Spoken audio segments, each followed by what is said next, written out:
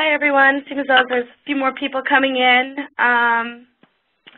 Just a few housekeeping items while we're kind of waiting for everyone to sign on. There'll be live tweeting today. The hashtag is Mad Pow.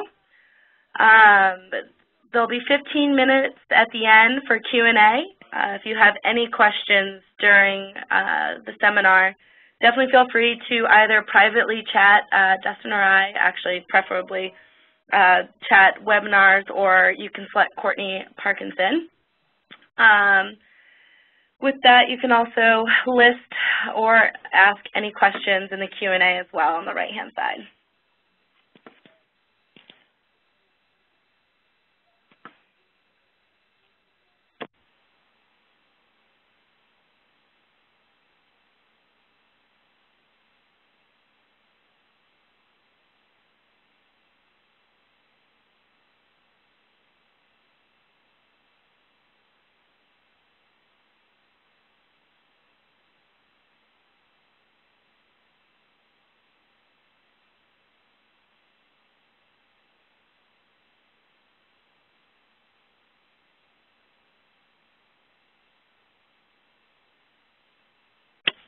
All right, well, let's get started.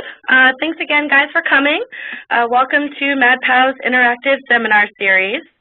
For those of you who are not familiar with us, we deliver research-inspired design aimed at improving the experiences people have with technology, organizations, and each other. But enough about us.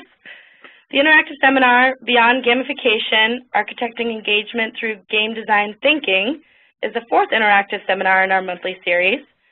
Today, Dustin, one of our experienced design directors, will be sharing his insights on the subject. Dustin has spent nearly a decade chasing the perfect blend of form and function while designing mobile and social applications, multi-channel experiences, games, game layers, and customer engagement models. He currently tackles wicked problems as an experienced design director here at Mad Pow. His work has been recognized by Yahoo, Macworld, MyTex, New York Festivals, and the Boston Phoenix. He's also taught advanced typography and publication design at the Chamberlain School of Design, and is an active member and lecturer in a number of industry communities, including Boston Habit Design and the Gamification Research Network. But with that, I'll turn it over to Dustin, and I hope you guys enjoy yourself today, and thanks again for coming. Hey, thanks for joining, everybody. This is Dustin, and this is Beyond Gamification, Architecting Engagement Through Game Design Thinking. Basically, what I want to go through today is really about that thinking part and about what games are, what makes them enjoyable, and why thinking about games and the elements of games and applying that to interactive products and services and how that's a valuable exercise in understanding human behavior. Specifically, what I'd like to present is what I believe the problems are with the current discourse on gamification, what the real secret sauce of game design is, and how that can be appropriately and effectively applied to your product, services, and applications. And I'm going to do that in 6 easy steps. So first, for those of you a bit unfamiliar with gamification, I'm going to take a moment and quickly catch you up. So since November of last year, there's been a significant surge in gamified applications and software services, mostly due to Foursquare's incredible growth from 1 million users to 1 million users in about 15 months, which has been radically eclipsed by Instagram, which claims 1 million users in 1 month. But back in the day, this sort of jump was huge, and that led to a media frenzy around the magical powers of gamification, as well as the adoption of the term, which some of us have a hard time with. And that frenzy sort of led to copycat designs, as well as the creation of dozens of turnkey gamification vendors, such as Bunchball, Badgeville, Red Door. Additionally, this led to some debate, and the debate and criticism of oversimplified gamification movement by designers and researchers, calling it things like pointsification, badgification. There's been accusations of exploitationware from game-based marketing and profiteering folks. There's been a clear division of philosophy and the marketers who praise the benefits as a cheap oops, we've got some difficulties here. Sorry about that. Let's get back on track. I'm just going to mute my computer so that doesn't happen again. All right, guys. So we were talking about the division of philosophy of the discipline, and between the marketers who talk about it as this cheap solution for stickiness and loyalty, and designers who are looking to kind of dig deeper and get to the bottom of the meaning of game design and how it can be used to motivate and drive folks. So with that, what is gamification? It's been a definition that folks have been kind of struggling with over the last year. And it looks like sort of the best example, the most concise example of what it is comes from Sebastian Dieterding, who is a game scholar in Germany. And it simply states that gamification is the use of game design elements in non-game contexts. So the typical application of gamification goes a little bit something like this. You have an activity that you want users to do more of, so you give them points if they do it. Then you add digital trophies or badges once they've reached a certain amount of points or a certain goal. And you add to that some friendly competition, and just to be sure you've got them hooked, you throw in some redeemable awards.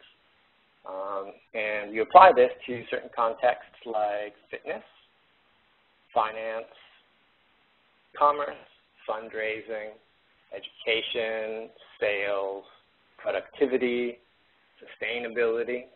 We can see that the application of this has been either successful or unsuccessful, depending on the approaches taken, but it's been thrown about in lots and lots of verticals. The question is, do you do this successfully or not as you're trying to gamify your service? If we look a little bit out from the forest or the trees and we zoom and kind of see the big picture, we can see that gamification breaks down into the atoms that make up a game, right? We have the mechanics, dynamics, and aesthetics as a collection of rules and patterns and outcomes, much like the whole of a Lego house breaks down into a collection of individual bricks. And we see that if we talk about gameful design, which is a term sort of coined by Jane McGonigal, it's one that I sort of prefer, we see that that means taking the parts of a game and applying those across services. We look at other sort of ways to think about gaming, and we have serious games, which looks to fulfill a whole game. These are usually things based around simulations, educational software that have a long and strong game element to it, as well as looking at things like toys and playthings, and then playful design, which acts on the spirit of play and the artifacts that it produces. And just to wrap that up, take a look at this chart here, and we have food spotting, which is a gameful app. We have military combat simulations, which are very serious games, robotic toys, and for playful design, digital radio inspired by that playfulness of Legos. So what then is a game exactly? Lots of people have thought about this, but there's no clear sort of winner or agreement on the definition. So I'm going to offer up mine for you to ponder. My interpretation is that a game is a voluntary, rules-bound experience of competitive strife towards discrete goals or outcomes. How are we feeling about this? Do we feel like this is complete? Does it work? Is there anything missing? Well, what about fun, right? Where's the fun? So think about FARMVILLE for a minute. In FARMVILLE, we want to manage a virtual farm by plowing land, planting, growing, and harvesting virtual crops, trees, bushes, raising livestock. If you can't tend to that farm in real time, you have to ask your real-life friends to do the chores so you don't lose game money, points, progress, or if you've bought into their virtual currency, you don't want to lose your real money. To me, that doesn't sound like a heck of a lot of fun. I don't know how you all feel about that, but this becomes the problem with fun, right? It's really easy to call something fun, and while nobody would argue that one of the outcomes of playing a game is for someone to have fun, but it doesn't get to the heart of what makes games attractive, engaging, and satisfying. So if we can't quite wrap our brains around fun, and we can't slap on points, badges, and leaderboards to our products to connect and engage our audience, what can we do? How do we harness that true magnetism of games to create better, more positive experiences? To do this, we need to get down to the root level of what makes games and gameful design engaging and meaningful, and we need to look towards motivational psychology and self-determination theory. Not going to take you through this whole diagram, but what this does is this sort of shows a map from amotivation or unmotivated people through extrinsic motivators, which is pretty much primarily where the current discourse in gamification is lying, using sort of points and badges and these sort of superficial extrinsic rewards to pull people through experiences. And what true games do is keep people in that intrinsically motivated zone, right? Games are volitional activities, and more software is volitional. And as we seek to sort of harness that intrinsic motivation, we want to look at what games do to pull folks through. So we want to target something like 80% intrinsic motivation and then 20% extrinsic motivators to kind of pull people along. So with that, self-determination theory argues that human beings seek out and continue to engage in activities if they promise and succeed to satisfy three intrinsic motivational needs. Those needs are competence, autonomy, and relatedness. And we can use this as a framework for thinking about our products, as well as a framework for designing experiences that target these needs. And the goal here is to try to hit as many of these as possible during the design phase. So let's look at how these relate to game design and game design thinking, and how we can apply that to engagement architectures.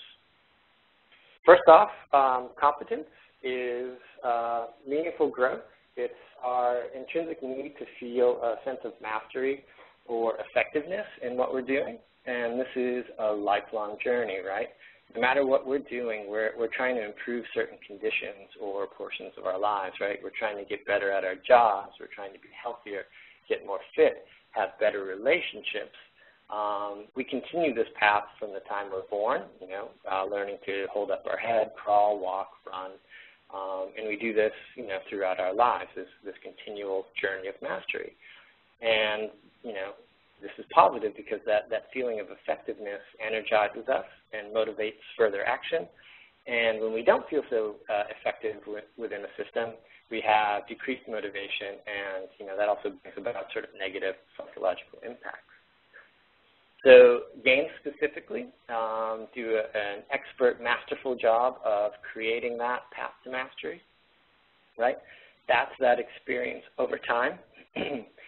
And so what we want to do with that and to take from games is to facilitate that journey to mastery and create long-term overarching goals with nested short-term goals within, right? So those small-term goals sort of lead and step players through that experience, ultimately reaching that ultimate objective. So think about running a marathon and how you train for that, right? You can't just go out and run 26 miles. You need to break that long-term goal up into those discrete steps, those shorter miles, and those shorter runs and quests along the way. And to keep people moving forward, you want to continually have that next step, right? A step, a level, a challenge, right there waiting for folks around the corner. And the other important part here is to design appropriate challenges and rewards for all players and all kinds throughout the game or the system, right? Consider the new player, the newcomer to your system. Consider your regular users. Consider your masters, or in software terms, your power user, right? Make sure that there's enough for each of these people to do, and make sure that you're growing them and helping them improve along the way. Let's look at that sort of as a model.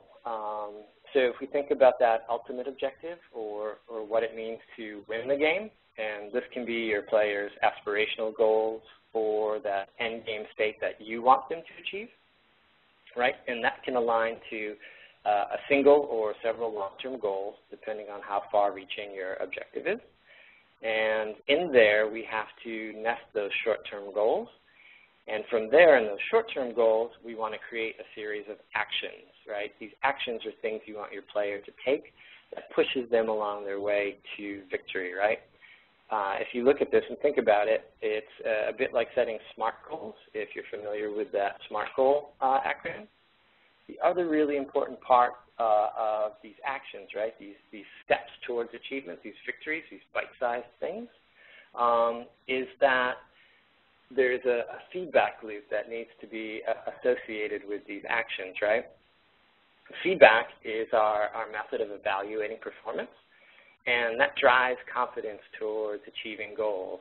And patterns of positive feedback are really addicting for us, right? And they motivate us to stay engaged and to continue. Much like in games, we feel attached to that moment-to-moment feedback, that interaction, sort of the slick graphics, as well as being able to see our progress, which we'll talk about. And again, that feedback can come in lots of different forms, right? It can be information, it can be sort of visual or auditory stimulation. And the key to all that, even outside of games, is that good feedback, even in person when you're giving folks feedback like job performance and such, is that it needs to consist of three things. That's meaningful information, it's recognition or outcomes of action, which can be sort of that reward or punishment, and there needs to be next steps, clear next steps or goals, right? And a huge part of designing games is this feedback loop, designing those responses and rules, and putting those forward. Tons and tons of time is spent here. So if you're looking to design these kinds of things, a note about this as well is this can be a sort of a game in itself, and it's a good activity to bring in-house design teams together, bring in SMEs to sort of figure out your actions, developers to help with the rules and logic, right? They love that, get those guys together, and copywriters for working on that information and messaging. So the goal is to think of action accomplished, one set of information and feedback. Action not accomplished, a different set of feedback and information, different next step. We don't know, then maybe you're going to send out some sort of ping to the user to say, hey, was this completed? Did you do this? Where are you, where you're at? Time to check in with us. So beyond the feedback and engaging players within the moment, it's important to consider this concept of experience of challenge, right? Overcoming these challenges satisfies that intrinsic need for competence, right? We want to build player skill through challenges that cause folks to reach just a little bit out of their current comfort zone, right? The next challenge, the next step is always a little bit more difficult than the last thing you've done. And these optimal challenges need to kind of stretch player ability, but don't overwhelm it. If you're familiar with Csikszentmihalyi's treatise on flow, this is that idea that you want to sit right between the zone of appropriate challenge, right? Too difficult and people get frustrated. Too easy and people get bored. So the part here is to really focus on creating that optimal challenge, right? Not too hard, not too easy, and keeping folks in that channel of flow. And along with that is allowing people to fail, right? To fail at your systems, to fail at the games that you're creating, if it provides an opportunity to learn and grow. And that's a little bit different of a way of thinking from usability, where the goal is not to allow people to fail at all. It's also a big part of some of the interaction design rules. And it's also kind of where the current discourse in gamification is lacking as well. It's continual positive engagement and continual positive steps, right? Usually because at the end of it all, you want someone to spend some money. So, there's a huge fear that getting any sort of level of frustration is going to kind of squash your chances there. However, we found in research that this isn't true, that actually providing people opportunities to fail gracefully, right, doesn't destroy all the progress that you've made, but it allows you to learn and grow, just like in real life, taps into that need of competence. As well as that, we want to make sure that we make progress visible. And by that, we mean we want to show that real-time, granular, sustained, and cumulative feedback over time. We want to ensure that the data that we're showing people is actionable and meaningful, so that we can improve our competence by getting that meaningful data. We want to utilize reward mechanics to light that blazed path of accomplishment.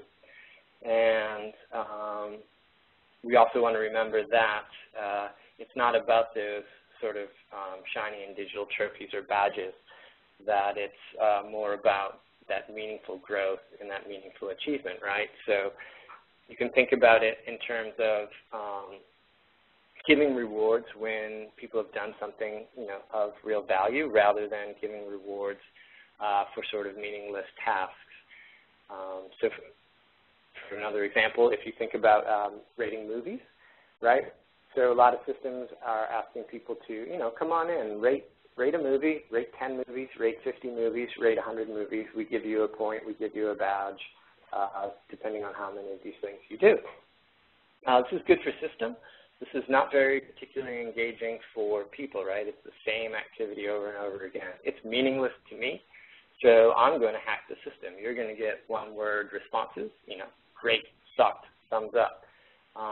So in the long run, while you can get some boost in initial engagement, long-term value of this kind of rewards for meaningless actions doesn't really hold true in the end. Equally important to all of this and to connecting to people's competence is sustained interest over time, right, and giving players that opportunity to express their mastery and not just simply succeeding in those challenges, right? This mastery in action is occurring when players can really easily conquer challenges and obstacles without having to work too hard on a consistent basis, right? Think about having to pedal uphill all the time without having that enjoyment of the coasting down on the other end, right? We get pretty tired and pretty uninterested if all we're doing is pedaling uphill and uphill. So we need to create ways for people to revel in their victory, revel in their glory, and express their dominance over the system, right? So ease off that difficulty, lift and coast. Provide some social outlets for people to brag and peacock. And then this concept of big, juicy feedback for a job well done.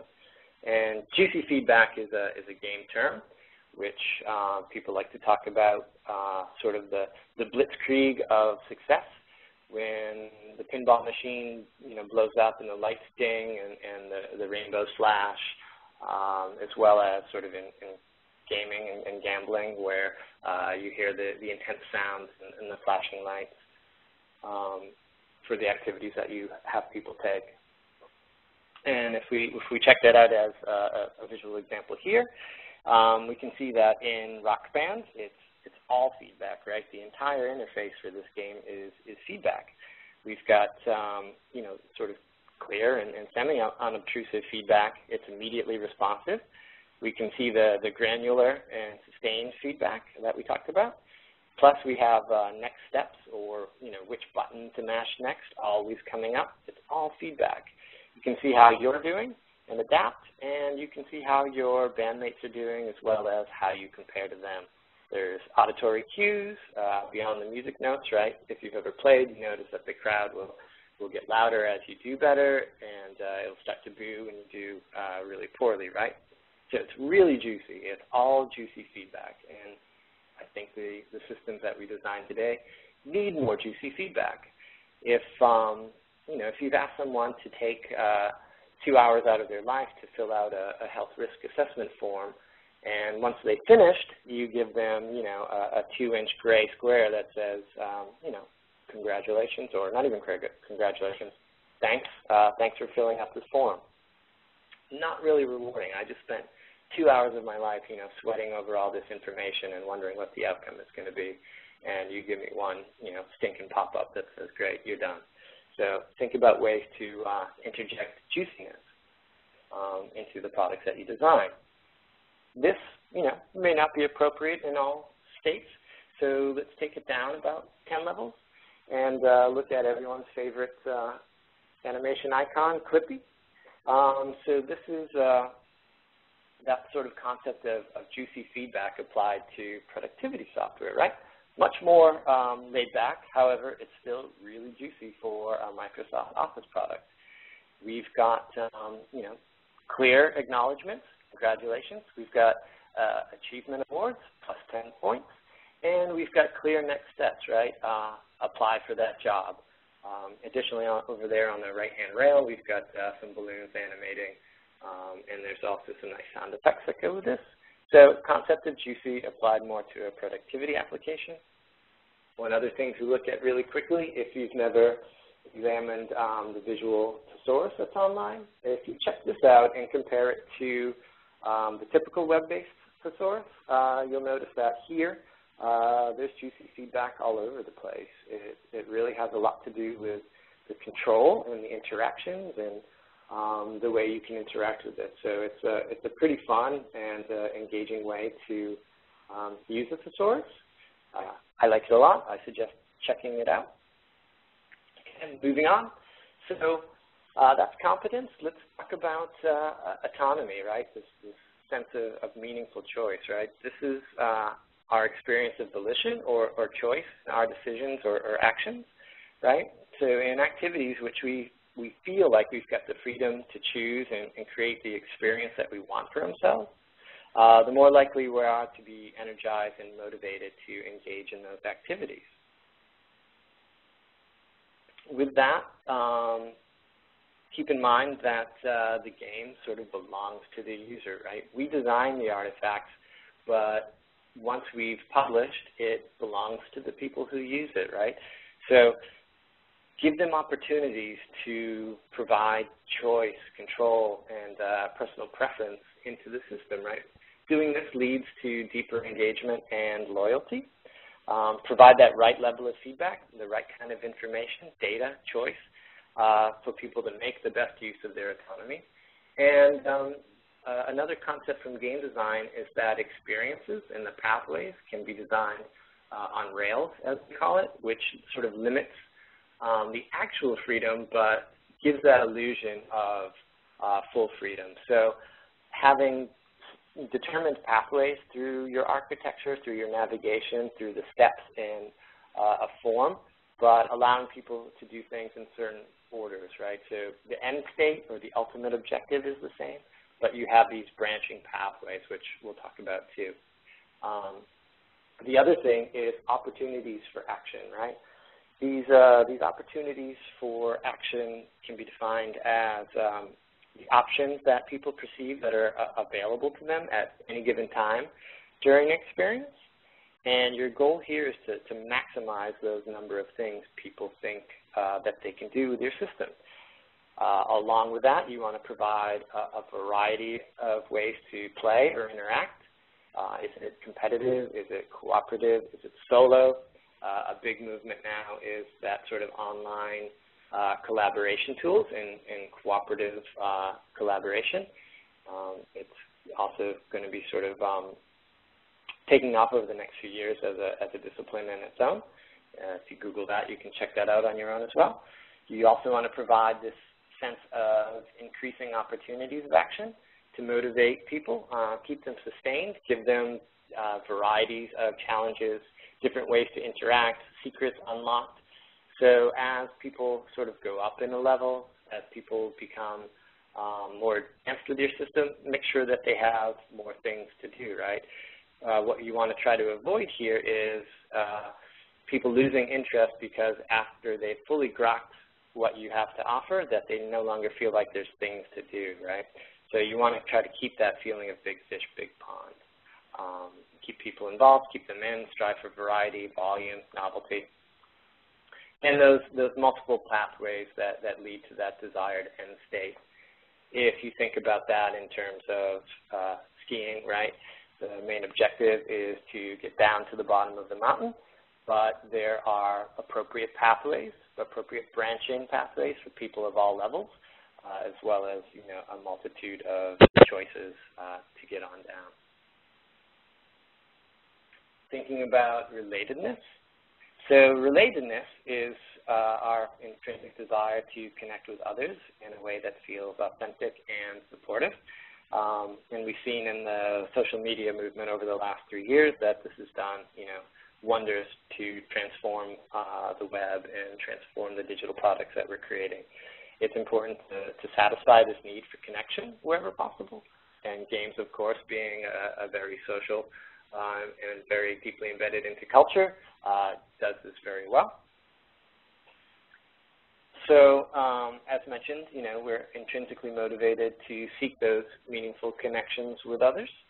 And data shows that, again, allowing people to connect and build these relationships motivates and sustains ongoing engagement, much more so than in software or services that don't have this level of connection with other people. If we focus on mechanics that allow people to both give and receive support of their goals, and we provide these meaningful communities of interest beyond one-on-one connection. On top of that, besides this personal connection, person to person, person to group, you know, one-to-many relationships, what we want to do is provide value to your audience beyond the mechanics that run your system, right? Don't just focus solely on those things that you want people to do.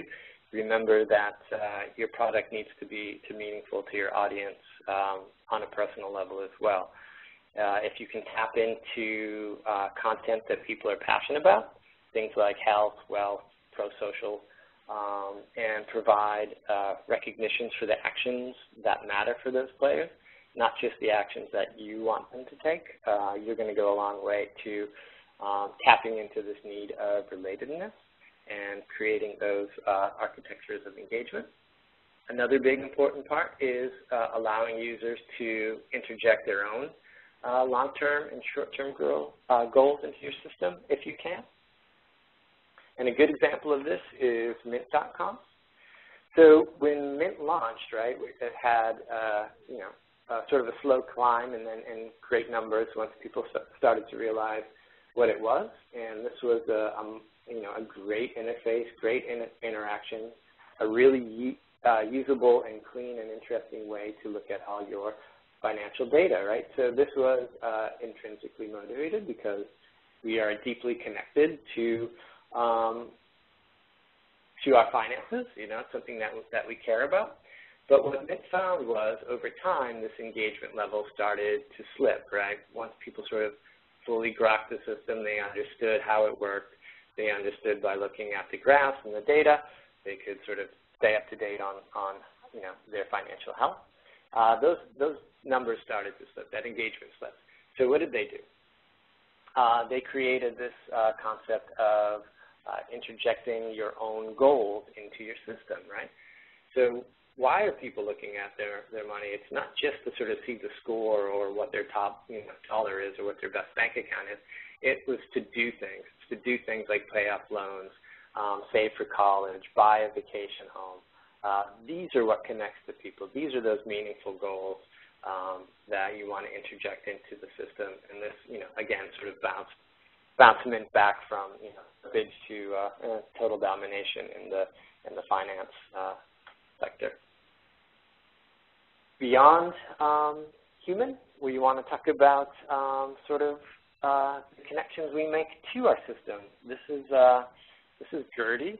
I don't know if anyone has seen the movie Moon, but I highly recommend it.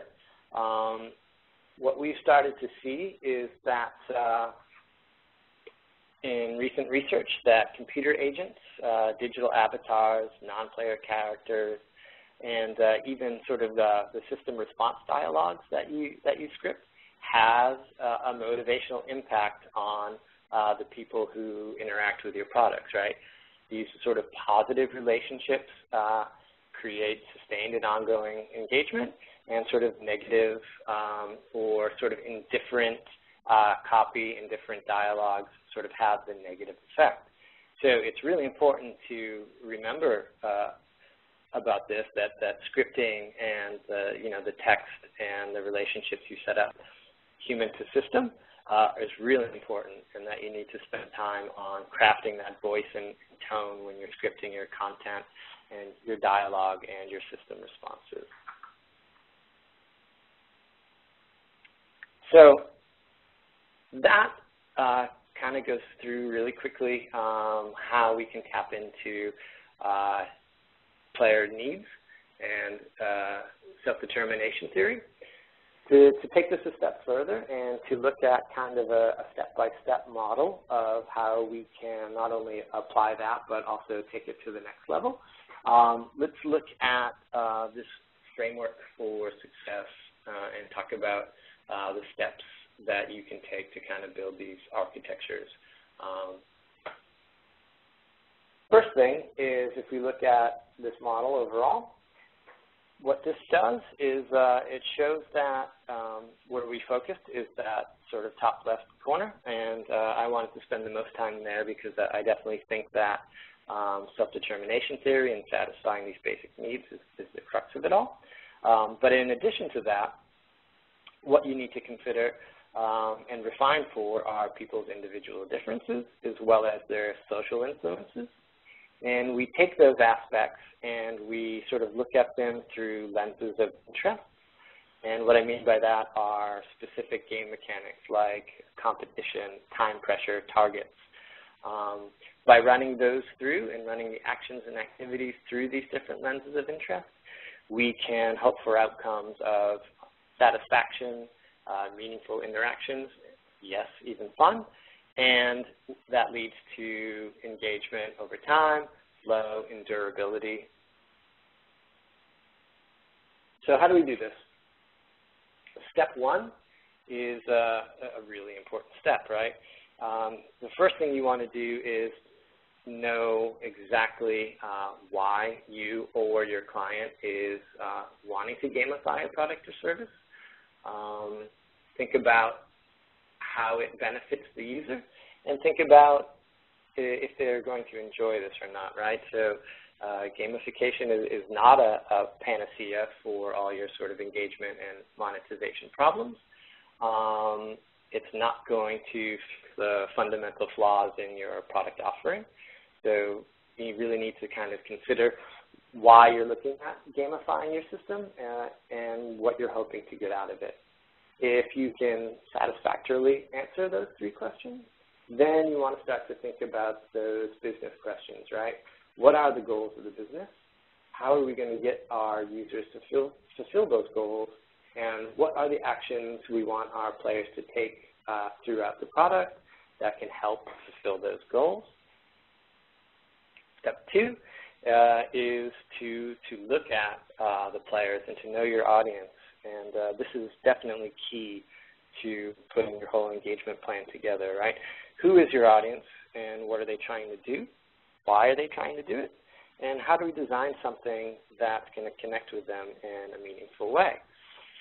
What we want to uncover is, what's holding these folks back from achieving their potential. If you think about that path to mastery, right, and that end objective, what their goals are, what's holding them back from getting there, and what's holding you back from getting people there, right? Is this a lack of volition or a lack of faculty, right? Do they have a hard time seeing the value in the activities that you want them to do, or do they not have the skills or abilities required to do those things? You need to kind of uncover and identify that and fix that, right? Build for that. You also want to think about what is their primary play style. Is it sort of solo, competitive, cooperative? Who are they playing with? You know, outside of your service? You know, what kinds of folks are they interested in engaging with? Friends and family, one or the other, strangers, anybody, certain interest groups, right? You want to try to target this. What social actions do they find enjoyable and why? And also very important is what metrics do they care about? What do we want to measure? What do we want to show, grade? You know, what kind of progress do we want to track? We also want to think about these motivational drivers, right? We want to look at kind of where are people in this flow of achievement or enjoyment, structure, and freedom, right? Is it goals or experience? Is it the outcome or the process that matters? Is it that structure or freedom, their learning style? Do they reach that mastery through, you know, dedicated step-by-step instruction, or do they like to figure things out on their own? Is it a control of others? Is it sort of competition, or is it sort of connection, social community? Are they self-interested in their progress, right? Just show me my data. I just want to know how I'm doing. Or is it more of a social interest? I want to see how the group is doing. I want to see how other people are doing. And I want to know how I compare to that group, right? Personal progress or overall collective progress. And finding out where your users lie across these dyads, right? It's not one or the other. It's a slider in between. That becomes a way to kind of shape the structure, objectives, and very much the rules for your system. So step 3, goals and objectives, right? This is actually a pretty nice model of showing the climb, the relief, the new challenge, and the goal to the ultimate objective. But we want to talk about the hero's quest, right? We all want to be a hero at something, right? Those long-term goals that we build into our system should be compelling and fairly difficult to achieve, right? It needs to take time to complete. And this can be a mastery of new skills, new habits, achievements, titles, any kind of pinnacle of personal growth. We want to make sure, again, as we talked about before, that we break up that journey into discrete and satisfying challenges that continually push players and help them improve. We want to figure out a way to make those long-term and short-term goals as exciting and aspirational as possible, right? This is actually a kind of a challenge. Don't think about easy goals that sort of satisfy, again, all the business needs. Try to come up with those, but also try to come up with sort of really big picture, long-term, large objectives and goals for your players to keep it interesting. Brainstorm those, rank them, rate them, put them in order, and kind of use that to sort of drive the rules and the features and foundational architecture of the systems and products that you're designing. Step 4, skills and actions, right? Skills are the abilities that players put to use. These abilities can be learned and hopefully improved upon. If you want to choose activities that you know people can do that are going to help them grow over time, that's kind of key. So what you want to do here is make that skills list and consider skills that are already in your players' repertoires, right? If you start out with sort of existing skills but unmastered skills that can make people feel really confident when they enter your product or enter your system, this can increase that level of faculty before people start to learn new skills, right? If you think of all the physical skills people need, all the mental skills, social skills that folks are going to need to use your product, and build activities around those and focus that on growing, you're going to be in a good place. Create those actions that you want people to do, and make sure that these things can be tracked and measured, right? Choose the skills that are developed over time. Break those long arcs into smaller nested skills change. And how are we going to measure this, right? Can it be self-reported data? Do we need sort of technology or sensors to track data? Are we going to track their moves through clicks with the system? What does that back-end reporting look like? And what are we going to sort of bubble up and show people on the front end? So with that, one of the most challenging things to do, and also one of the most fun things, besides creating those feedback loops, is about adding that creative resistance through lenses of interest, right? And this is a balancing act of tension with that relief of challenge. What you want to do, and I'm not going to go through these, but there's a great book by Jesse Schell called Game Design, A Book of Lenses, which kind of pulls out these plus like 100 other lenses that you can use to kind of frame the problems and frame the actions in the systems that you're designing. This list is a sort of a hand-picked list in my take on what they are. I think these are really valuable for brainstorming and for considering how you can create that level of interest in new ways to frame problems. But what we want to do with these is, think about how you can apply these to all the actions, all the activities, all the goals of your system. How do you make those things more interesting, right? How can you apply competition, time pressure, leveling, social pressure, teamwork? Is there currency? Do I get points for taking certain actions? Can those points be turned into something that I can redeem, right? Using these and using them to kind of frame all those actions is really a very valuable exercise for thinking outside the box and creating those levels of engagement. Desired outcomes. What are the feedback, rewards, and results, right? Thinking about both positive and negative rewards, right? That can be things like moving up a level. Negative could be starting a challenge over. Those outcomes can be contingent or scheduled, right? Sometimes sort of behavioral psychology can apply to that. That sort of variable reward rates can kind of drive and trigger inspiration and motivation. You also want to think about the ultimate objective again, right? That epic win. This could take weeks, months, or years to achieve, but along the way, right, people need to see that and feel that incremental success and failure. We want to make sure that along that path, we always know where we are, how we're doing, and where we're going.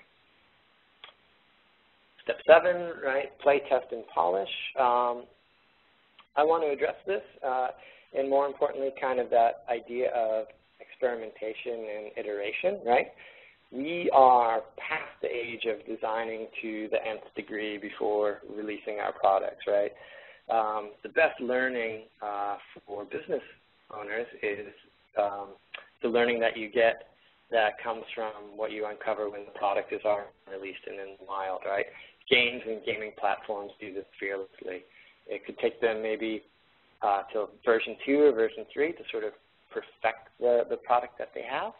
And customers expect this now, not only from games, but from platforms like Facebook that's continually updating, continually changing things. Very often they're putting things back when they realize things aren't working. But culture is used to this now and getting more and more so with younger generations, right? They don't know what it's like to have a product come out and then wait 2 years for the next iteration. Things are always changing and flexible and pliable. So when you're doing this, think about what's working, what isn't working, what haven't you considered?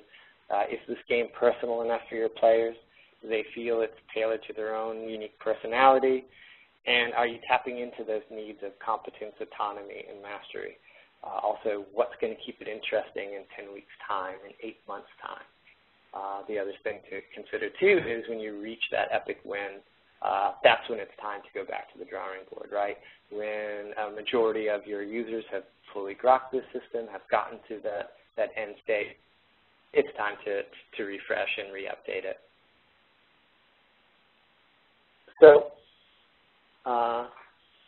taking those steps and thinking about, you know, the journey we've just traveled here in 15 minutes from this concept of light gamification to sort of deep diving into what makes games ultimately motivating and satisfying. And I think that's two things, right?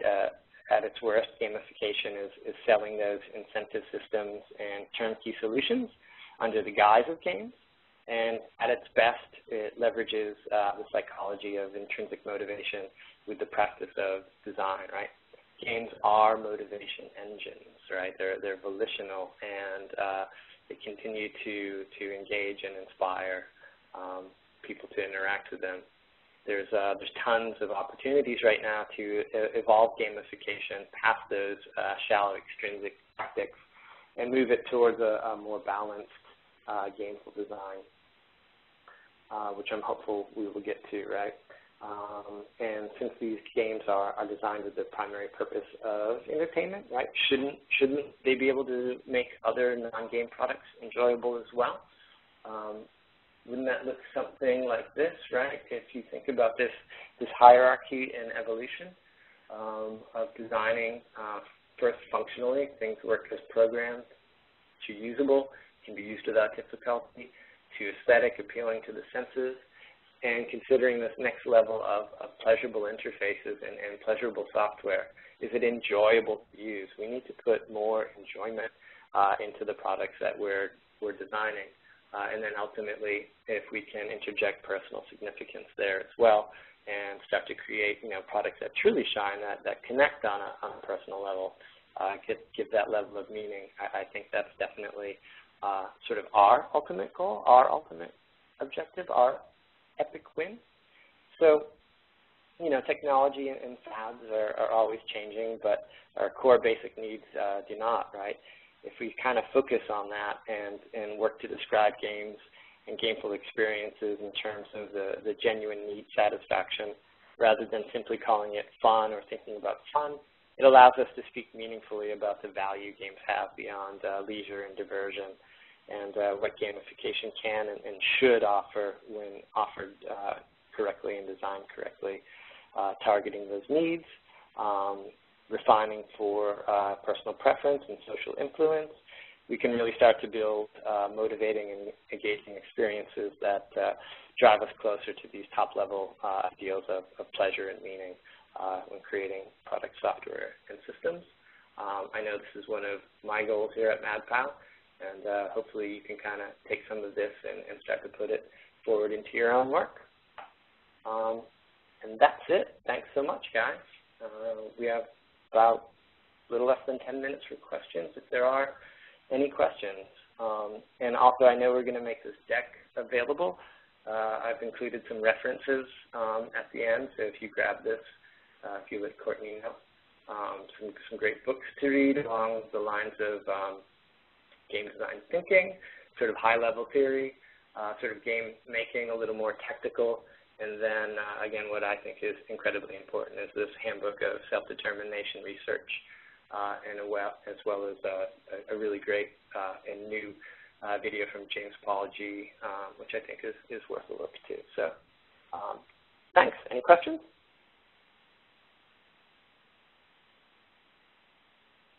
And I'm expecting questions to be auditory, and of course they're not, so let me check out this little chat box.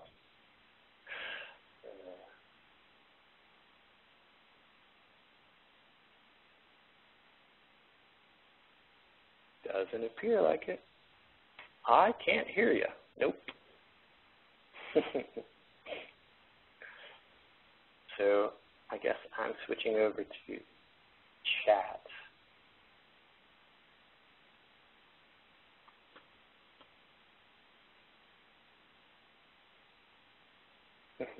Yep, I think you should ask the question in chat.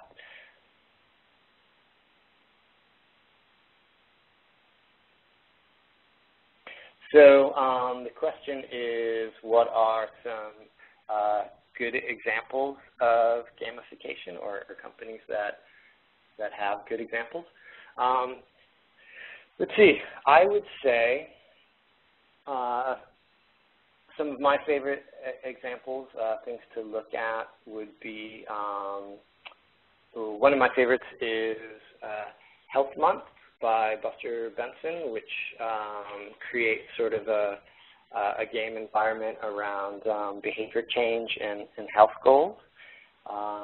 There's a site called Oh My God Pop, OMG Pop, which has some strong sort of gamification there. Maybe look at, well, to see something more on the kind of traditional end, but done pretty well where the rewards are actually kind of meaningful to people. Coupons, right? Any sort of real money is definitely going to be a strong incentive. Is a piece of software called Sticky Bits. Sticky Bits in commerce. I think that this latest trend of putting in sort of gameful interactions into car dashboards, so the sustainability movement, Prius, Ford, everyone has been sort of taking on these different approaches. That's another good one to look at. Other questions. So let me look at some of these other questions.